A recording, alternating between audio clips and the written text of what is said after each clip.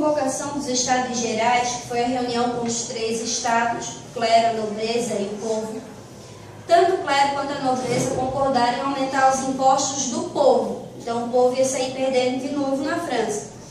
Por isso, o povo se retirou da reunião, liderados pelos burgueses, que eram os mais ricos. E eles se declararam lá numa quadra de tênis, em Paris, em Assembleia Nacional Permanente. Ou seja, eles iam ficar numa reunião permanente até o rei tomar alguma decisão que melhorasse a vida do povo. O rei percebeu que os burgueses não iam sair dessa reunião, que eles não iam concordar com o aumento do dízimo de novo, e decidiu então mandar o clero e os nobres para lá, para a mesma reunião. Assim ele sabia o que estava acontecendo e também ia poder tomar uma decisão um pouco menos equivocada. Quando o clero e a nobreza se juntam nessa reunião, na Assembleia Permanente, ela troca de nome, ela vira Assembleia Constituinte, porque o clero, os nobres e o povo vão fazer uma constituição para a França. O que é uma constituição? É um conjunto de leis, as leis que todo mundo tem que obedecer.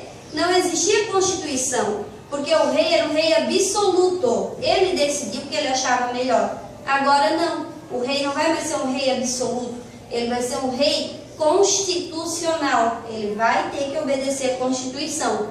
A Constituição do Brasil, a última, é de 1988, e ela tem várias leis inspiradas na Constituição francesa.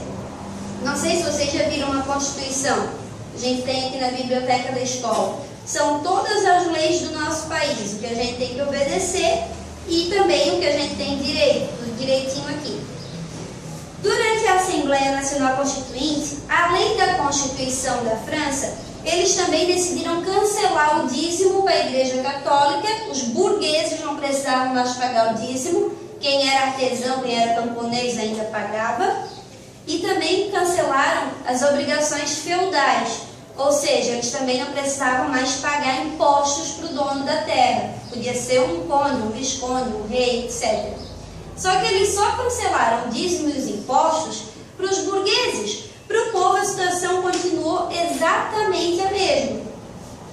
Além disso, durante a Assembleia Constituinte, eles também fizeram um documento que se chama Declaração do Homem e do Cidadão, Declaração dos Direitos do Homem e do Cidadão.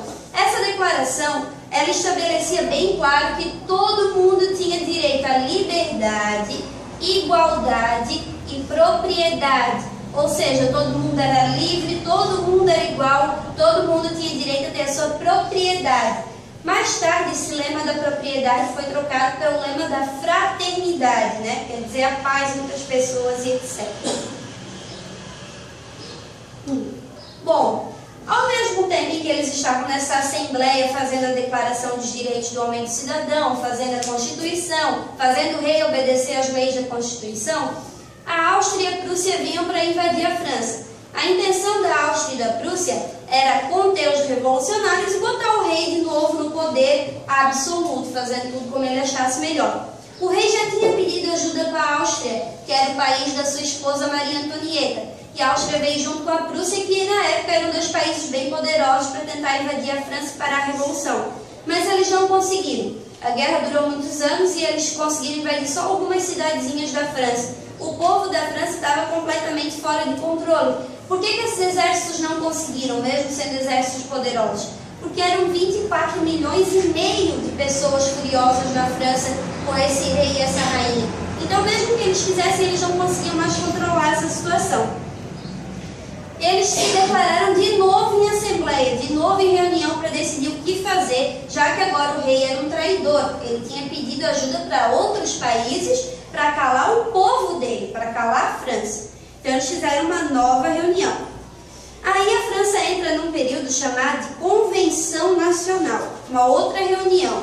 Nessa reunião ficou decidido que a França não ia mais ser uma monarquia, nem de poder absoluto, onde o rei faz tudo, nem de poder constitucional, onde o rei tem que obedecer às leis da Constituição. Eles decidiram que não ia ser mais uma monarquia, ia ser uma república com alguém escolhido para governar pelo povo, que governaria durante 4 anos e depois seria substituído, né?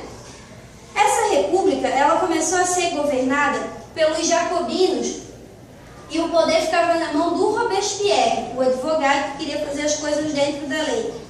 A primeira medida que eles perceberam que era necessária era matar o rei. Se o rei continuasse vivo, ia continuar tendo algumas tentativas de recolocá-lo no poder. Então eles mandaram o rei para a guilhotina, como vocês puderam ver no documentário.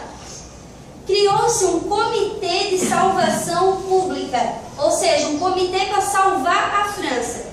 Desse comitê faziam parte 12 homens e o líder era o Robespierre. O que eles faziam nesse comitê, esses 13 homens? Eles decidiam quem era amigo do rei e da rainha, quem era inimigo da França, obviamente. Se alguém, por exemplo, estivesse passando lá na rua e falasse, madame não sei o quê. Se falasse madame era como se você devia chamar uma mulher nobre, uma rainha, uma duquesa. Se falasse madame, queria dizer que tu eras a favor do rei e da rainha. Ia para a guilhotina direto, não tinha conversa. Então esse comitê investigava as pessoas para ver o que elas faziam, porque se elas fossem suspeitas de ser a favor do rei e da rainha, ia direto para a guilhotina. Esse período ficou chamado de terror, foi o maior terror na França. Ao todo, 50 mil pessoas foram mortas, 17 mil pessoas foram mortas na guilhotina e 300 mil pessoas foram presas.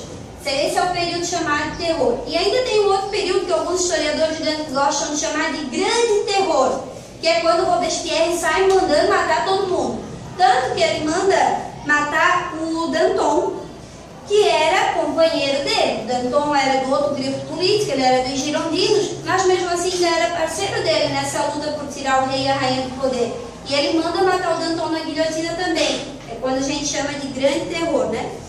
É nesse período também que o Marat é assassinado. O povo fica revoltado com tanta gente morrendo. Eles acham que a culpa maior é do Marat, que o Marat ele era muito revoltado, ele mandou o povo invadir o Palácio de Versalhes para matar a rainha, ele mandou o povo invadir a Bastilha para quebrar tudo. E uma moça lá no interior da França, chamada Charlotte, acha que se matasse o Marat ia resolver o problema, já que ele era o mais revoltado, né? Ela sai lá do interior, vem para Paris, só para matar o Marat, e assassina ele dentro da banheira onde ele tomava banho medicinal por causa de uma doença de pele.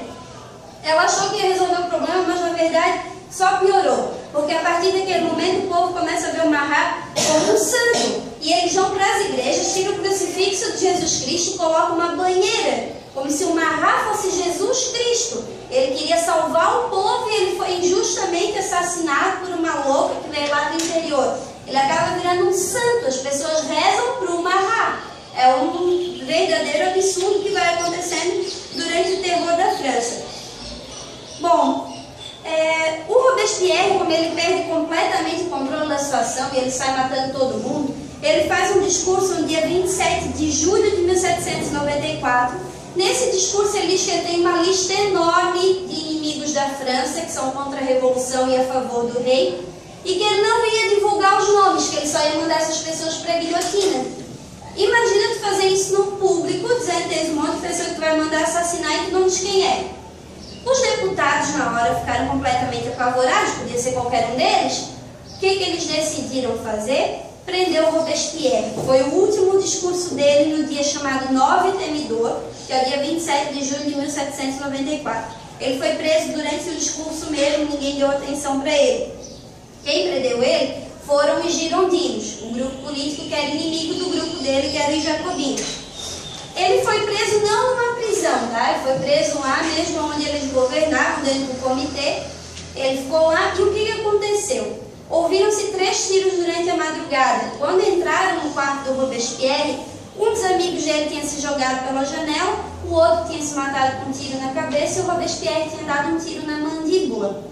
Acredita-se que ele mesmo tenha atirado em si para tentar se matar. Agora, por que ele foi atirar na mandíbula, não entendi, mas tudo bem, né?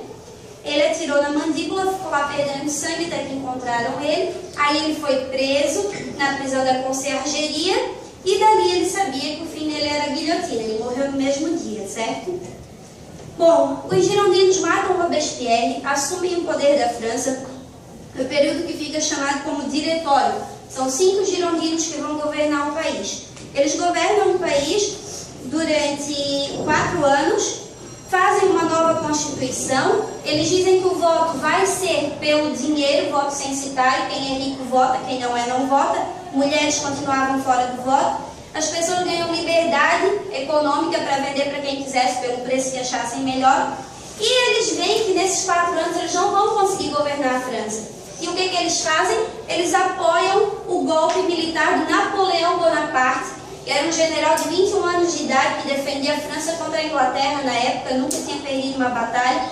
E eles colocam Napoleão Bonaparte no poder da França para acabar com a Revolução, para conseguir conter os ânimos que já não tinha mais como. Então a intenção era que o Napoleão conseguisse controlar o povo. Ele foi colocado no poder no dia 10 de novembro de 1799. Mas o que o Napoleão vai aprontar na França, a gente vai estudar no próximo trimestre, certo? Ô, dona, o cantor morre?